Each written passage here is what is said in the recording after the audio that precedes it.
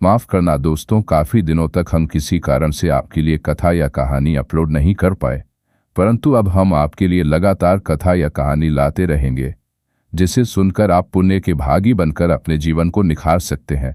अब और अधिक समय न लेते हुए कथा शुरू करते हैं। आज की हमारी कथा का शीर्षक है संन्यास बड़ा या गृहस्थ। जय श्री राम, जय श्री श्याम। किसी नगर में एक राजा रहता था। उस नगर में जब भी कोई सन्यासी आता तो राजा उसे बुलाकर पूछता कि भगवान, गृहस्थ बड़ा है या सन्यास। अनेक साधु अनेक प्रकार से इसका उत्तर देते थे। कई सन्यास को बड़ा बताते तो कोई गृहस्थ को, पर यदि वे अपना कथन सिद्ध न कर पाते तो राजा उन्हें गृहस्थ बनने की आज्ञा देता। इस प्रकार होते होते काफी समय निकल जाता है। एक दिन एक सन्यासी उस नगर में आ जाता है। राजा को जैसे ही सन्यासी के बारे में पता चलता है तो वो उस सन्यासी को दरबार में बुलाते हैं और वही पुराना प्रश्न पूछते हैं। सन्यासी ने उत्तर दिया, राजन, सच पूछें तो कोई आश्रम बड़ा नहीं है, किंतु जो अपने नियत आश्रम को कठोर कर्तव्य धर्म की तरह पालता है वही बड़ा है। राजा ने कहा, तो आप अपने कथन की सत्यता प्रमाणित कीजिए।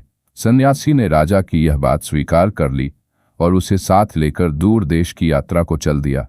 घूमते घूमते वे दोनों एक दूसरे राजा के नगर में पहुंचे। उस दिन वहां की राजकन्या का स्वयंवर था। उत्सव की बहुत भारी धूम थी। स्वयंवर देखने के लिए वेश बदले हुए राजा और सन्यासी भी वहीं खड़े हो गए। जिस राजकन्या का स्वयंवर था वह अत्यंत रूपवती थी और उसके पिता की कोई अन्य संतान न होने के कारण उस राजा के बाद संपूर्ण राज्य भी उसके दामाद को ही मिलने वाला था। राजकन्या सौंदर्य को चाहने वाली थी, इसलिए उसकी इच्छा थी कि मेरा पति अतुल सौंदर्यवान हो। हजारों प्रतिष्ठित व्यक्ति और देश विदेश के राजकुमार इस स्वयंवर में जमा हुए थे। राजकन्या उस सभा मंडली में अपनी सखी के साथ घूमने लगी। अनेक राजा पुत्रों तथा अन्य लोगों को उसने देखा पर उसे कोई पसंद न आया। फिर राजकुमार जो बड़ी आशा से एकत्रित हुए थे बिल्कुल हताश हो गए। अंत में ऐसा जान पड़ने लगा कि मानो अब यह स्वयंवर बिना किसी निर्णय के अधूरा ही समाप्त हो जाएगा। उसी समय एक सन्यासी वहां आया। सूर्य के समान उज्ज्वल कांति उसके मुख पर दमक रही थी।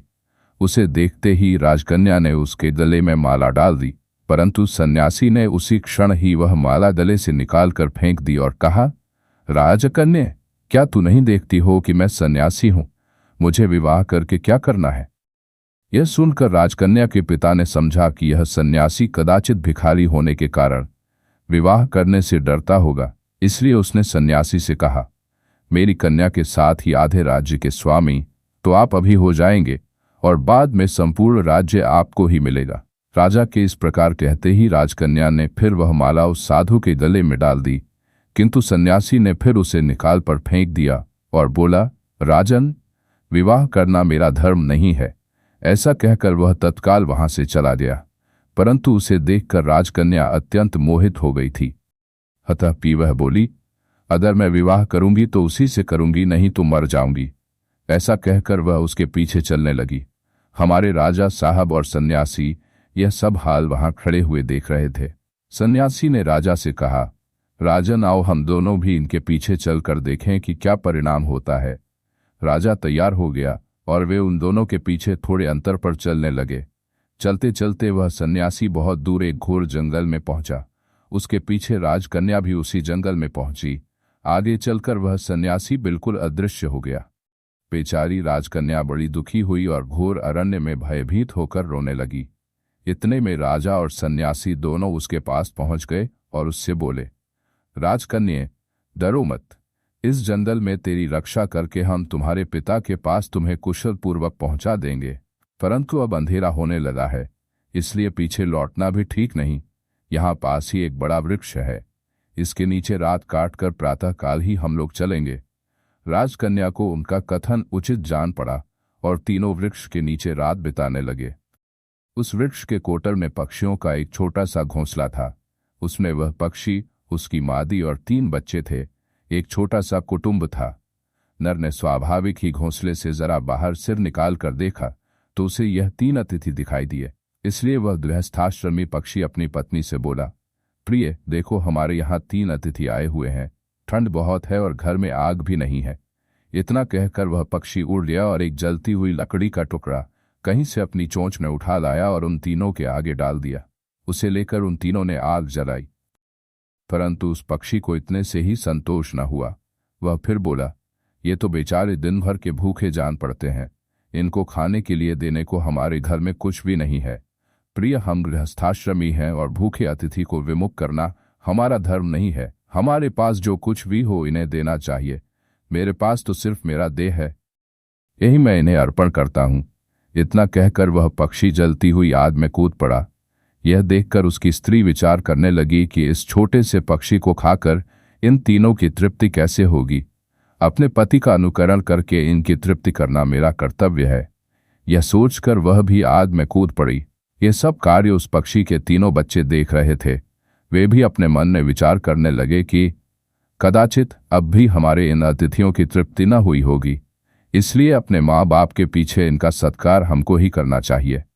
यह कहकर वे तीनों भी आग में कूद पड़े। यह सब हाल देखकर वे तीनों बड़े चकित हुए। सुबह होने पर वे सब जंगल से चल दिए। राजा और सन्यासी ने राजा कन्या को उसके पिता के पास पहुंचाया। इसके बाद सन्यासी राजा से बोला, राजन, अपने कर्तव्य का पालन करने वाला चाहे जिस परिस्थिति में हो श्रेष्ठ ही समझना चाहिए।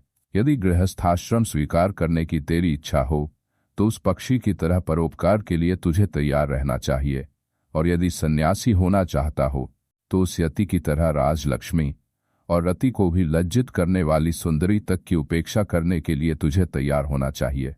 कठोर कर्तव्य धर्म को पालन करते हुए दोनों ही बड़े हैं। इस कथा के माध्यम से हमें यह सीखने को मिलता है कि किसी भी आश्रम या जीवन के किसी भी रूप में कर्तव्य पालन ही सर्वोच्च है। सन्यासी और गृहस्थ दोनों ही अपने अपने कर्तव्यों को निभाते हुए श्रेष्ठ हो सकते हैं। सन्यासी ने यह दिखाया कि कैसे अपने धर्म को पालन करते हुए भौतिक सुख सुविधाओं को त्यागना पड़ता है, जबकि गृहस्थ पक्षी ने दिखाया कि कैसे अतिकरुणता और दायित्व का पालन करके दूसरों की भलाई के लिए खुद को अर्पित करना पड़ता है। जय श्री कृष्ण।